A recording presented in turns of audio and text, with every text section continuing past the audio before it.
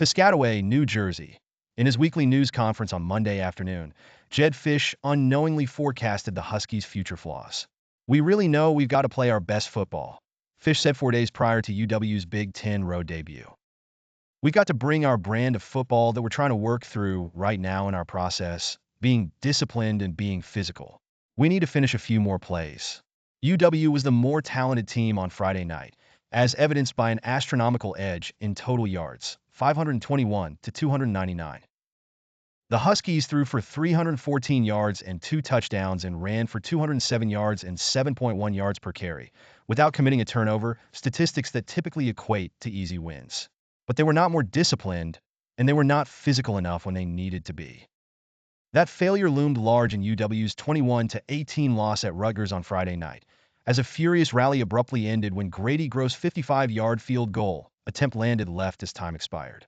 It was Gross' third miss on the day, 3 consecutive hooks that hobbled the Huskies. But Fisch's team also failed to finish in most imaginable ways. They failed to finish plays. They failed to finish drives. They failed to finish halves. They failed to finish tackles. Each of their first 3 drives were doused by untimely and, sadly, unsurprising penalties. A late hit by center Danilo Tiscialiai that negated 3 first downs and yielded a failed 4th down conversion, in which quarterback Will Rogers overshot wide receiver Denzel Boston from Rutgers' 37-yard line. A false start by tight end Keliki Latu on 1st down from the Rutgers 11, leading to a Gross field goal 4 plays later, and an illegal low block personal foul on running back Cameron Davis, erasing a 3rd down conversion by Giles Jackson and preceding a 42-yard field goal attempt that Gross promptly hooked. And yet, the errors became increasingly more creative. Trailing 7-3 with 36 seconds left in the second quarter, UW edge Lance Holtzclaw busted up the middle to block Jai Patel's 38-yard field goal. But before the ball was recovered, redshirt freshman safety Vincent Holmes ran on the field to celebrate, resulting in a 5-yard penalty and a Rutgers 1st down.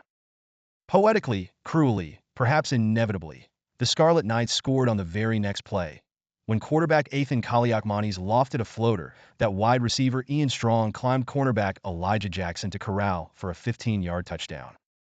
"I told the team in the locker room, you can't play 2 teams. You can't play ourselves and our opponent," Fisch said Friday night.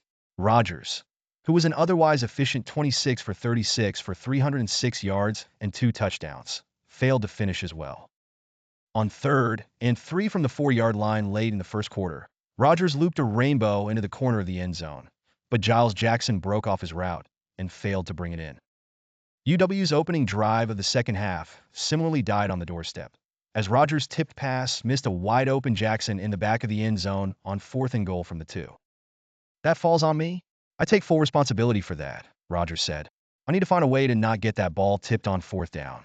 Giles was open in the corner, so that's all my fault. It wasn't all Rogers' fault. It was his defense, after all, that failed to finish a few critical tackles." Rutgers senior running back Kyle Menengai disposed of UW defensive backs Cameron Broussard, Ephesians Prysock, and Cameron Fabiculanen during a 40-yard third-quarter rumble.